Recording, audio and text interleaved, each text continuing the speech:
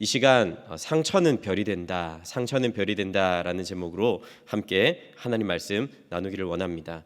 1970년대부터 80년대 이르기까지 이 덴마크와 스웨덴에서는 조선 사업이 굉장히 호황을 이루게 됩니다. 하지만 점차 이 조선업의 중심이 한국이라든지 일본으로 옮겨 나가게 되면서 이 나라들은 불황을 겪게 되죠. 결국은 몰락하게 됩니다.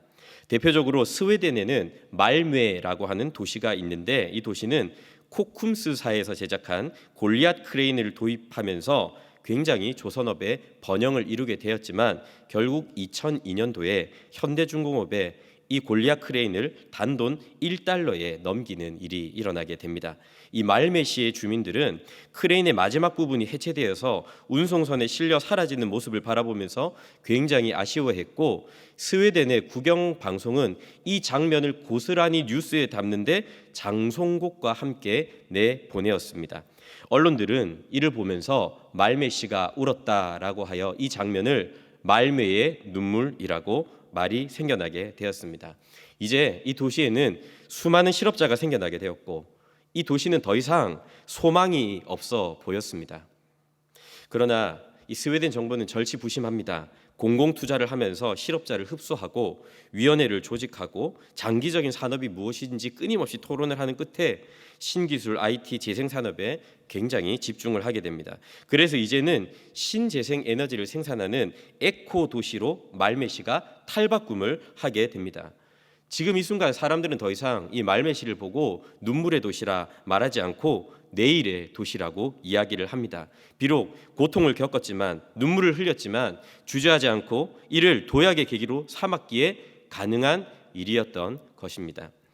우리는 살아가면서 누구나 크고 작은 고난을 받습니다. 그리고 우리가 고난을 받을 때마다 우리들의 고난은요, 상처라고 하는 것을 남기는 법입니다. 나는 이 땅을 살아가면서 어떤 고난도 겪어보지 않았고 아무런 상처 없이 살고 있다라고 자신만만하게 말할 수 있는 인생은 이 땅에 아무도 없을 것입니다. 멀쩡하게 살아가는 것 같습니다. 우리가 멀쩡하게 사는 것 같고 아무 문제도 없는 것 같고 아무런 이상도 없이 그저 행복하게 살아가는 것처럼 보이지만 누구나 깊은 상처 하나씩은 늘 안고 살아가는 것이 우리들의 인생이라는 것입니다. 여러분은 그렇지 않습니까? 혹자는 이 고난을 변장된 축복이라고 이야기를 합니다. 좋게 생각하고 잘 해석해야 한다고 생각합니다. 하지만 지금 당장 고난을 받고 상처를 받고 힘겨워하는 사람들에게는 사실상 이런 말이 큰 위로가 되지는 않습니다. 더불어 다른 사람의 고난에 대해서 함부로 판단하거나 정죄하는 일은 아물지 않는 상처를 후벼 파는 것처럼 그 사람을 더욱더 괴롭게 만들기도 합니다. 우리 인생은 하나님의 굉장히 오묘하고도 신비로운 계획 속에 있습니다. 그래서 누군가의 삶을 함부로 판단해서는 안 됩니다. 내가 겪은 일이라고 해서 다른 이웃이 동일하게 겪는다는 것은 이 세상에 아무것도 없습니다. 우리에게는 언제 어떤 일이 어떻게 생길지 잘 모른다는 것이죠. 비록 우리들의 힘으로 그렇기에 고난을 막을 수가 없고 이 고난으로 인한 상처를 우리들의 의지로 마음껏 피할 수는 없을지 몰라도 이를 어떻게 대처하는지는 굉장히 중요하다는 사실을 우리는 기억해야 합니다. 어떤 사람은 인생의 상처를 통해서 무너지기도 하고 어떤 사람은 인생의 상처 때문에 오히려 딛고 일어나 더 높은 곳으로 올라갑니다. 상처 때문에 마음에 독을 품고 평생을 힘겹게 살아가는 사람이 있는 반면에 또 어떤 사람은 이 상처로 말미암아 더욱더 간절히 기도하며 마음속에 진주를 품는 사람도 있습니다. 오늘 우리가 함께 읽었던 본문의 말씀은 상처를 통해서 별처럼 아름다운 간증을 남긴 한 여인에 대해서 소개하고 있습니다. 그녀의 이름은 저와 여러분이 잘 아시는 한나입니다. 이 본문의 배경은 바로 사사시대였습니다. 사무엘상은 하나님을 왕으로 섬기지 않았던 사사시대를 배경으로 시작합니다. 잘 아시거니와 이 사사시대는 영적으로나 윤리 도덕적으로나 가장 타락한 시대였습니다. 하나님을 모르던 시대였고 자기 소견에 옳은 대로 살았던 시대가 바로 사사시대였다라는 것 여러분들이 잘 알고 계실 겁니다. 모세와 여호수아를 통해서 가나안 땅을 정복했던 이스라엘은 하나님을 잊어버리고 이방 문화에 그만 젖어들게 됩니다. 먹고 사는 문제에 목이 메어 이방 신을 똑같이 섬겼습니다.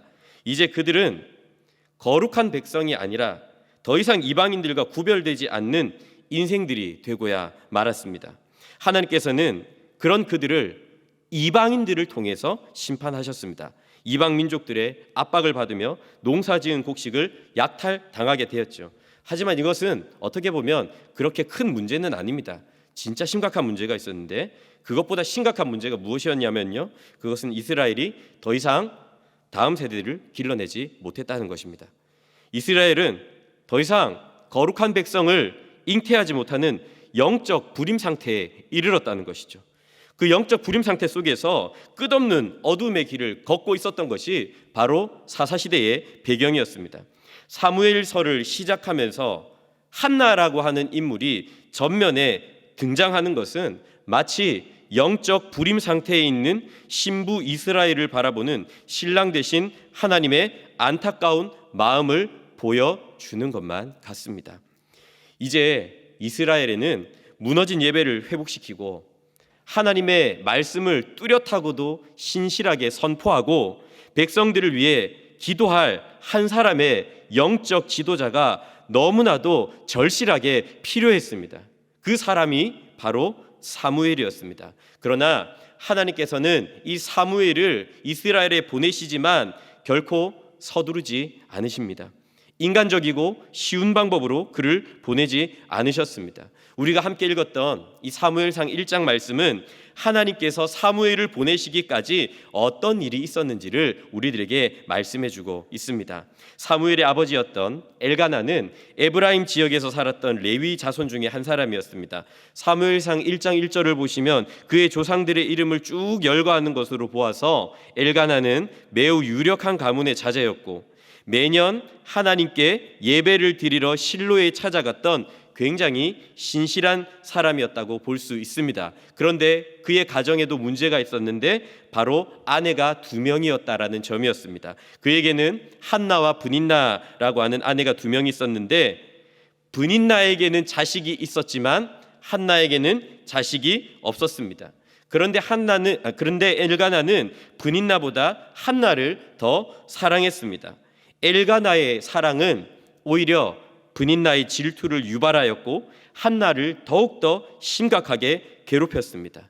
자식이 없었던 한나는 이 때문에 커다란 상처를 받습니다. 그리고 간절히 기도합니다. 서원까지 합니다. 하나님께서는 이 한나의 기도를 들으셨고 아들 사무엘을 보내주셨습니다. 한나는 서원대로 사무엘을 드렸고 하나님을 찬양합니다. 하나님께서는 이 사무엘을 통해서 이 사사시대의 짙은 어둠을 걷어내시고 거룩한 세대를 일으키셨습니다. 한나라고 하는 여인의 상처를 통해서, 그 여인 한 사람의 상처를 통해서 하나님께서는 당신의 놀라운 역사를 이루신 겁니다. 본문은 우리들의 삶에 찾아오는 크고 작은 상처들을 우리가 그렇다면 어떻게 이해하고 받아들여야 할지 3가지로 말씀하고 있습니다. 첫째로, 상처는 나를 기도하게 합니다. 상처는 나를 기도하게 합니다.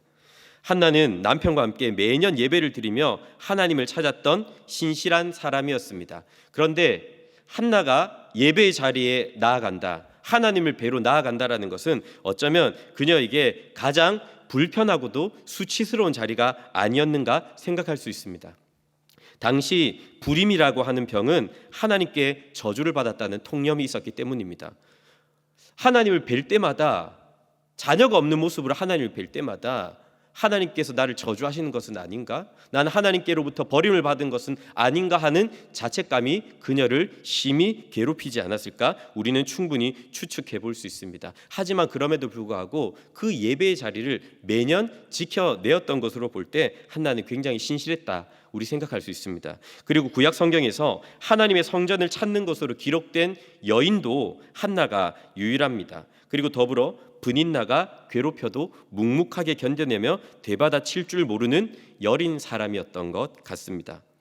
그렇게 착하고 신실한 이 한나가 무엇을 잘못했길래 브닌나에게는 자녀가 있는데 한나에게는 자녀가 없었던 것입니까?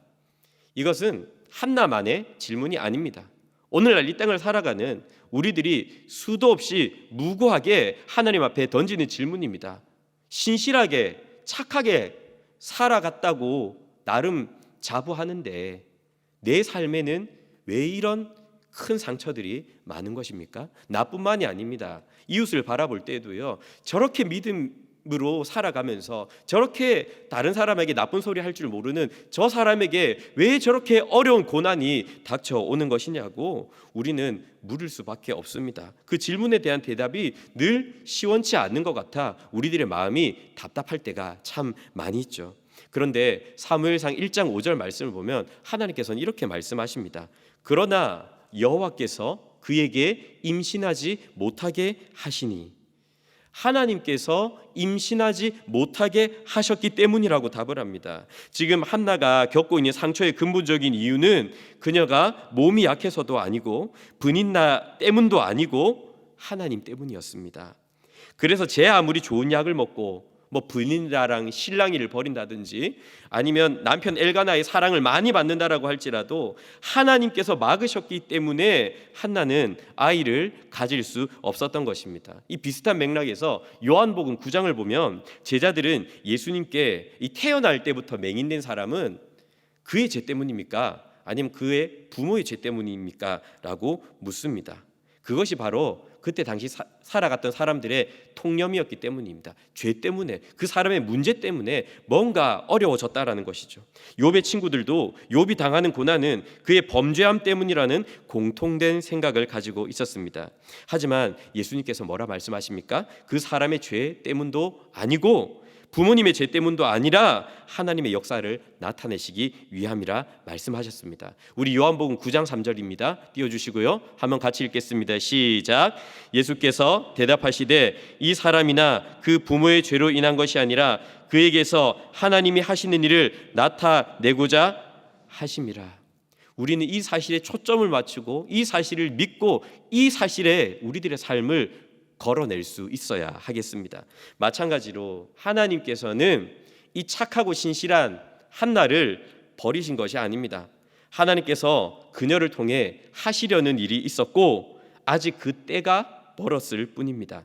만일 한나가 엘가나와 둘이서만 사이좋게 살았더라면 자녀에 대한 욕심은 어쩌면 내려놓고 살았을지도 모릅니다. 하지만 분인나가 있었죠. 엘가나가 한나를 사랑하면 사랑할수록 분인나는 한나를 심각하게 괴롭힙니다. 한나는 울고 먹지 않고 괴로워합니다. 이것 때문에 엘가나가 또다시 한나를 위로하려고 하면 할수록 분인나의 질투는 더 커져갔을 것이고 한나의 마음은 더욱더 아프고 괴로웠을 것입니다. 결국 이 한나는요, 이 고통을 벗어날 수도 극복할 수도 없는 상황에 놓이게 된 것입니다. 결국 이런 환경 속에서 한나가 할 수 있는 유일한 일은 바로 무엇이옵니까? 그것은 바로 기도밖에 없었던 겁니다. 더 구체적으로 말씀을 드리자면 하나님께서는 한나를 기도할 수밖에 없도록 만들어 나가신 겁니다. 왜냐하면 기도만이 하나님께서 역사하시는 유일한 통로이기 때문입니다. 하나님께서 당신의 역사를 이루실 때, 당신의 나라를 세워가실 때, 당신의 사람을 세우실 때 기도 없이 세워가시는 법이 없습니다. 이제 한나는 소리 없이 울면서 입술만 움직이며 간절하게 기도하였습니다. 15절 말씀을 보면 그런 한나에게 술 취했냐고 야단을 치는 엘리 제사장에게 한나는 여호와 앞에 내 심정을 통했다라고 말합니다. 여기서 통했다라는 것은 잔이 넘치도록 퍼부었다라는 것입니다. 그녀의 감정 밑바닥까지 다 하나님 앞에 토해내고 토로하고 퍼부었다라고 하는 것이죠. 하나님 앞에 가감없이 자신의 감정을 쏟아내었습니다. 한나의 이야기를 들은 엘가나는 그녀를 축복하였고 비록 문제가 지금 당장 해결되지 않았습니다. 사무엘이 생긴 것도 아닙니다. 하지만 그때부터 한나의 얼굴에는 근심빛이 떠나갔다고 오늘 본문은 기록하고 있습니다. 한나의 상처가 아물게 된 것은 사무엘을 가지고 나서가 아닙니다. 소원이 이루어지고 나서가 아닙니다. 기도한 뒤 그녀의 상처는 회복되기 시작했습니다. 하나님께서는 기도 중에 한나의 심정을 어루만져 주셨습니다. 우리들의 삶 속에는요, 크고 작은 상처들이 있습니다. 하지만 우리 삶 가운데 찾아온 이 크고 작은 상처들은 고치지 못할 불치병이 아니라 하나님께서 우리들에게 주신 기도의 제목들입니다. 물론 우리가 기도를 하면서도 우리들의 상처를 마주하는 것은 고통스러운 일이지만, 그러나 기억하십시오. 기도 가운데 치유가 일어납니다. 시편 50편 15절은 이렇게 말씀하죠. 환난 날에 나를 부르라. 내가 너를 건지리니 내가 나를 영화롭게 하리라. 우리들의 삶에 찾아오는 이 크고 작은 상처들을 우리는 기도하라는 하나님의 사인으로 받아들이고 간절히 부르짖을 때 하나님께서는 오늘날 우리들에게, 지금 이 순간에도 우리들에게 회복의 은혜를 베풀어 주실 줄로 믿습니다. 둘째로, 상처를 통해서 우리는 사명을 발견하게 됩니다.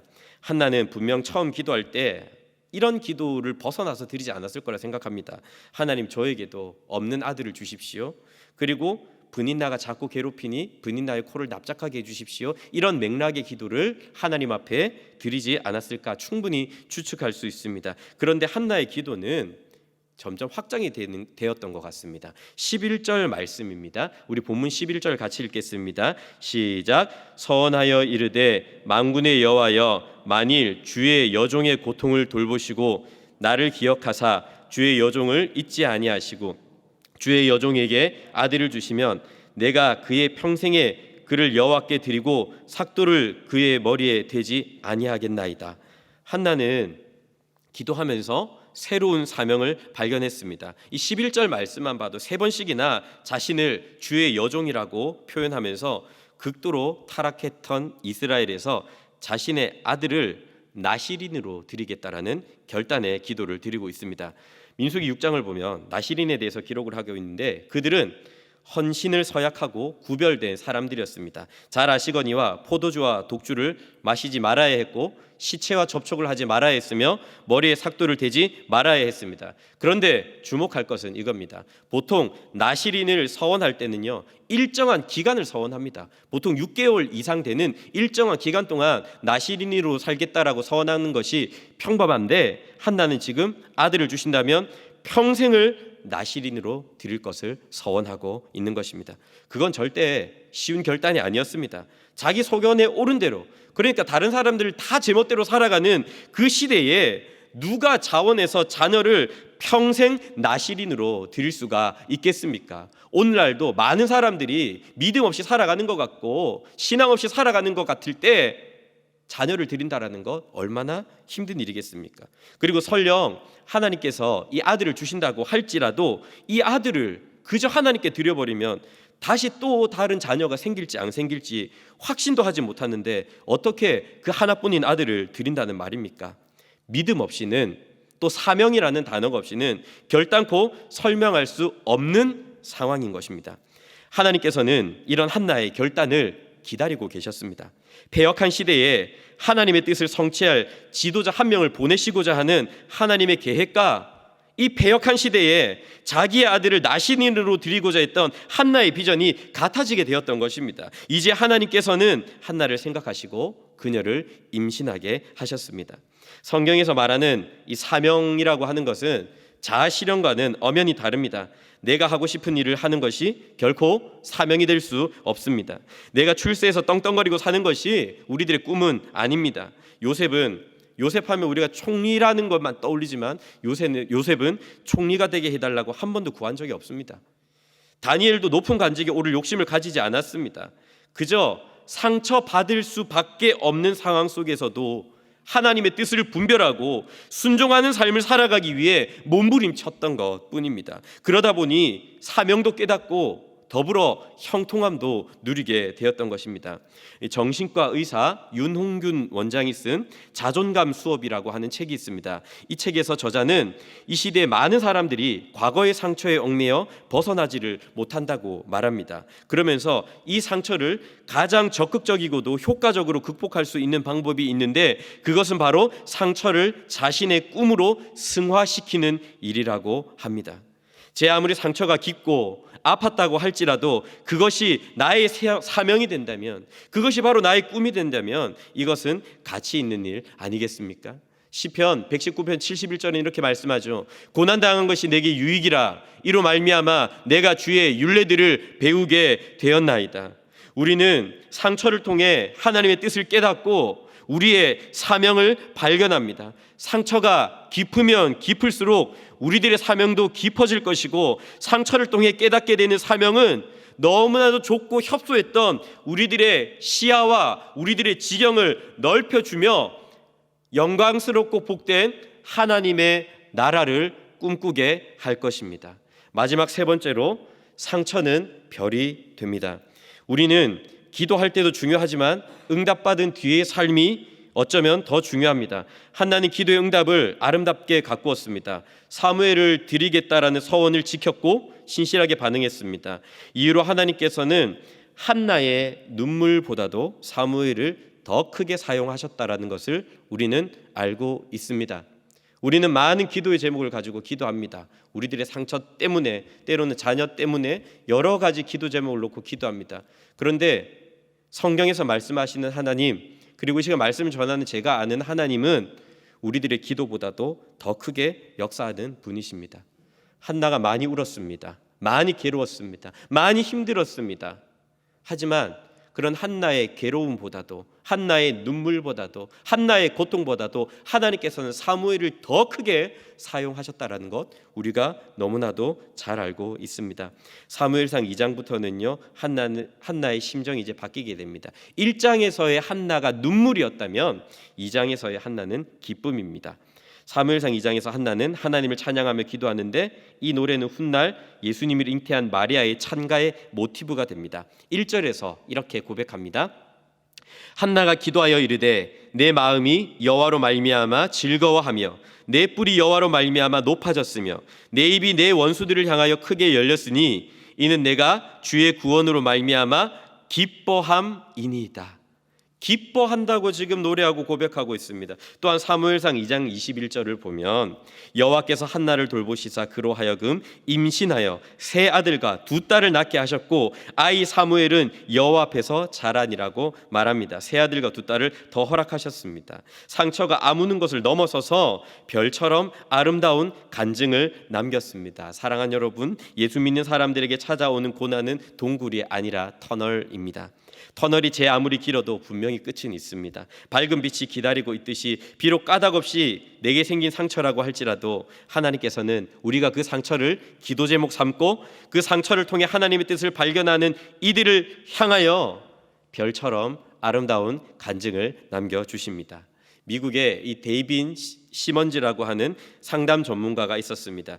그의 아들이 3, 4살 되던 때에 병원으로부터 발이 비뚤어져 있어서 어른이 되어도 온전히 걷기 힘들다는 진단을 받습니다. 사실 남의 이야기니까 우리가 크게 공감은 안 되는데, 내 이야기라고 생각하면요, 저희 아이들이 3살이거든요. 상상을 한번 해보니까 굉장히 괴롭더라고요. 이 아버지는 긴장하여서 어떻게 하면 좋겠습니까? 라고 의사에게 묻습니다. 의사는 유리병 하나를 내어주었답니다. 그리고 이것을 가지고 아침 저녁으로 아들의 발목을 유리병으로 문지르라고 이야기합니다. 아들이 아무리 눈물을 흘리고 비명을 질러도 이를 악물고 해야 됩니다 라고 지시를 했답니다. 이후로 아버지는 매일 아침 저녁 아들의 발목을 유리병으로 문지릅니다. 아들은 너무나도 고통스러워합니다. 눈물 흘리며 고함 지릅니다. 때로는 아버지를 향해 욕설을 내뱉습니다. I hate you. 그래도 끝까지 문질렀습니다. 10년이 지난 후 아들의 두 발은 회복되어 그는 학교를 대표하는 테니스 선수가 되어 펄펄 날아다닙니다. 그런 아들의 모습을 보면서 아버지는 이렇게 이야기했답니다. 이거는 가치 있는 일이었어. 이후로 아들은 평생 동안 아버지에게 감사했다고 이야기합니다.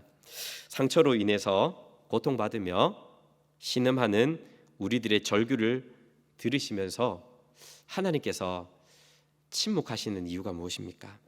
십자가 위에서 외치시는 예수님의 신음소리를 들으시면서도 하나님께서 침묵하셨던 이유는 무엇이었습니까? 그것은 우리가 지금은 비록 이해하지 못하고 지금은 비록 다 담을 수 없지만 별처럼 아름다운 하나님의 계획이 우리들의 삶 가운데 있기 때문인 줄 믿습니다. 이제 말씀을 맺고자 합니다. 상처를 영어로 SCAR, 스카라고 합니다. 여기서 알파벳 하나만 바꾸면 STAR, 스타, 별이 됩니다. 우리들의 삶도 마찬가지입니다. 저나 여러분이나 상처 없는 인생이 어디 있겠습니까? 그러나 우리에게 남겨진 인생을 절망하고 후회하며 이 상처에 시달리는 삶을 살아가기보다 그 상처가 별이 되는 아름다운 삶을 살아가시는 저와 여러분이 되시기를 예수님의 이름으로 축복합니다.